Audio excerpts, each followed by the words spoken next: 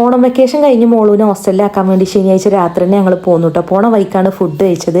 അപ്പോൾ ഒരു ദിവസം കാലിക്കറ്റ് സ്റ്റേ ചെയ്യാമെന്ന് വിചാരിച്ചിട്ട് മെട്രോ എന്നുള്ള ഹോട്ടലിൽ റൂം എടുത്തിട്ടോ. പിറ്റേ ദിവസം അവിടുന്ന് ബ്രേക്ക്ഫാസ്റ്റ് ഒക്കെ കഴിച്ച് ഞങ്ങൾ കടലുണ്ടിക്ക് പോവാണ് കേട്ടോ.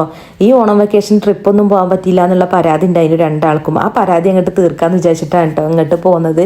ഒന്നാമത് ആകെ 2 സൺഡേയാണ് കിട്ടിയത്. അതിലൊരു സൺഡേ നബിദിനായിരുന്നു. രണ്ടാമത്തെ സൺഡേ പിന്നെ നമ്മൾ ഇങ്ങോട്ട് പോകുന്നല്ലോ.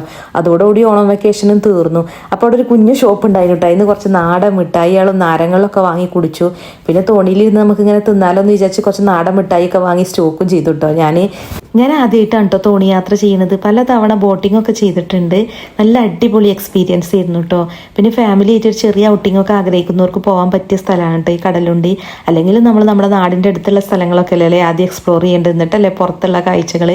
കാലിക്കറ്റ് പോകുമ്പോൾ നമ്മൾ ആദ്യം ആദ്യമല്ല എപ്പോഴും പോണത് ബീച്ചിൽ മാത്രമാണ്. അപ്പോൾ ആദ്യമായിട്ടാണ് കേട്ടോ ഇങ്ങനെ ഒരു കടലുണ്ടി എന്നുള്ള ഈ ഒരു സംഭവം കാണുന്നതും കേൾക്കുന്നതും.